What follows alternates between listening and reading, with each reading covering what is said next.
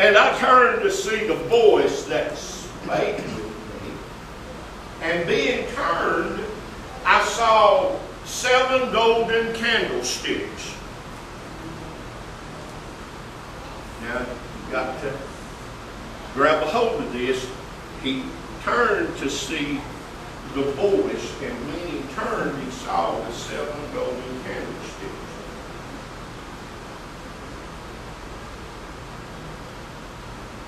One like unto the Son of Man. Now look at this. Clothed with the garment down to his foot, and girt about, perhaps with a golden girdle. His head and his hair were white, like wool, and white as snow, and his eyes were as a flame of fire, and his feet like unto fine brass, as if they burned in a furnace, and his voice as a sound of many waters. Now you've got to understand, that was not his voice. He said his voice was as a many waters. We're going to hit this in a minute. And he had in his right hand 7 stars, and out of his mouth went a sharp 2-edged sword, and his countenance was as the sun shineth in his strength. And when I saw him, I fell at his feet as dead, and he laid his right hand upon me, saying unto me, Fear not, I am the first and the last. I am he that liveth and was dead, and behold, I am alive forevermore. Amen. And have the keys of hell and death. Now I want you to look at something right here. He goes on here and he'll tell you who the stars are and who the candlesticks are. And the stars, and we'll read it in just a minute, but we got to look at this voice right now. This voice was the sound of a trumpet. Now when he turned around, he saw the candlestick. But if you'll go back just a little bit, he goes back to verse 13. It says, And in the midst of the 7 candlesticks, one like unto the Son of Man. He did not say the Son of Man. He said, I saw one like unto the Son of Man. How could John say that when he goes on and he tells of he looked just like what John saw on the Mount of Transfiguration? That's the reason he could say, what I saw looked just like at the Mount of Transfiguration, just like the Son of Man. It was a piercing voice unto me. It was as a trumpet, but you've got to understand something. The voice of God is as many waters. So where was this voice, and whose voice was this? What looked to John just like the Son of Man? Jesus the head and the church the body. What he saw on the Mount of Transfiguration in the book of Revelation, he said this looks just, it's the image just like the Son of Man. He had already seen the Son of Man at the Mount of Transfiguration. You remember last week I told you about the city, and we read about the city. And the walls were pure gold. And the street was pure gold. The city looked just like the street. If you're having a problem running right now, can I do it for you? Because I'm going to tell you something right now. What John saw right there was the fullness of Christ in not only the the head, but the body. Amen. The head and the body. Amen. How can you be sure of that? Well, let's go a little further. Let's go a little further.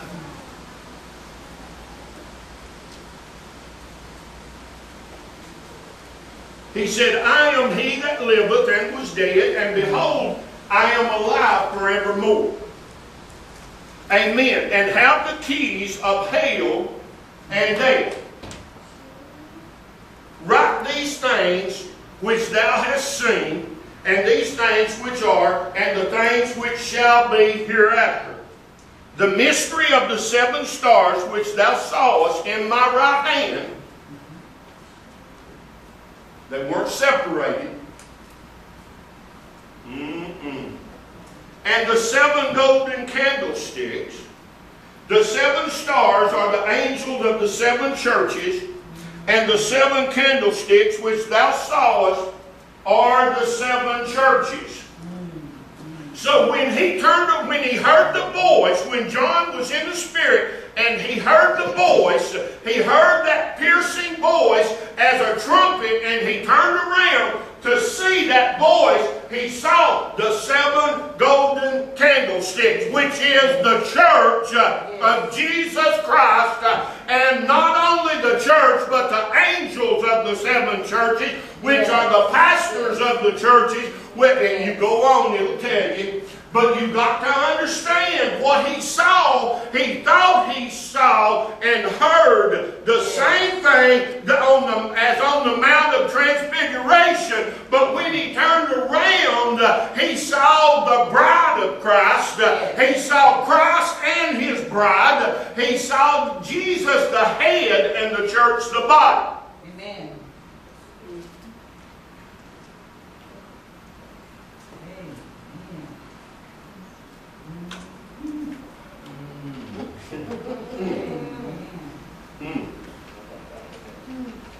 And John's going to open up some things to you here before long that don't fit your theology.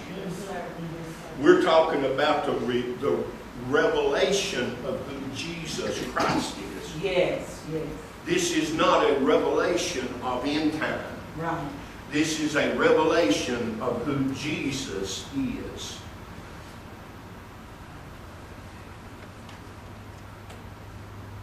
He goes into now.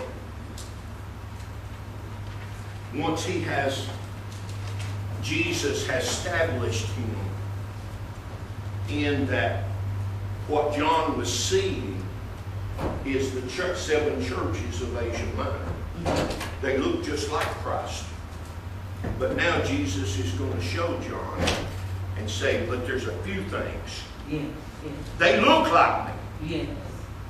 But there's a few things. Right. You see, so we have to understand this. And let's look. Unto the angel of the church of Ephesus write, these things saith he that holdeth the 7 stars in his right hand. The 7 angels. The 7 pastors. Who walketh in the midst of the 7 golden candlesticks. He said, I want you to understand. Now you got to understand, when he's talking about the 7 golden candlesticks and the 7 stars, why did he just say that? Because that is completeness with God. That is, the work is finished in self. So I'm going to show you, Jesus said to John, I'm going to show you the end result, the finished result right here of what needs to be, what is going on in this 7th day, right now, what you're going to see, and how it is going to come together. To me, this is the most exciting time to live that has ever been. Yes. Let's go a little further. I know thy works, and thy labor, and thy patience, and how thou canst not bear them which are evil, and thou hast tried them which say they are apostles, and are not, and has found them liars, and has borne and has patience, and for my name's sake has labored and has not fainted. Nevertheless, I have somewhat against thee, because thou hast left thy first love. Now you got to understand something of what he's trying to get across here to John, and why he's showing this right here.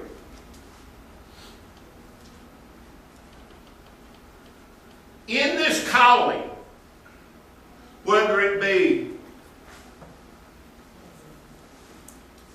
pastor, prophet, apostle, teacher, evangelist, it does not matter where are you called. What is your first love? I've heard this preached so many times, and I've heard it preached that my first love is I have lost my love for Christ. No, John sees your patience and endurance here. John sees your love. But there's something missing here that Jesus said that if we're not careful, church, we will really mess up on in our calling. In the seventh day is our first love. You see, when I was first called into the ministry, I was called as a prophet and evangelist. That was my first love. I would preach anywhere. Yes. And crazy enough, it didn't make any difference, mate. I've really come out of a lot of it. But otherwise, I would probably have been across the top of those pews right there.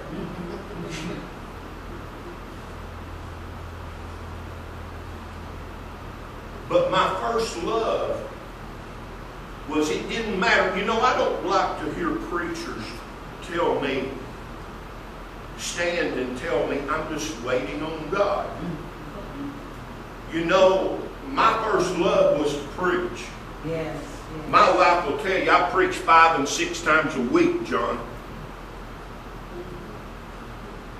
I didn't care where I preached. My first love was to preach. That was mine. But we have got to the place in the church today, everything is good as long as we do our one little deal. Right. And he said, but I've got somewhat against you. Right. Because you've lost your first love. Yes. Can I talk to you pastors and prophets and everything? Yes. You know, you need a fire get to burn under you a little bit.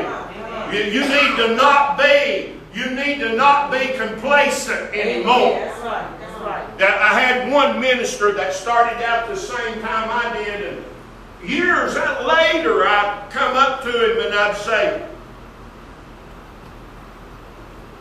how's things going, man? How are you doing? Well, I'm just waiting on God. I told him, I said, you'll die. Yes. You'll die. You have lost your first love. Can I tell you something? Do you know that some people loses their first love when God calls them into music ministry or teaching, and they don't go for it with everything that they've got? Right. You see, if you don't believe that this seventh day is to bring you off of your seats, you need to read this again. It's not good enough for you to be just whatever you want to do anymore. This day was set aside and blessed, endued with power to succeed. And it was set aside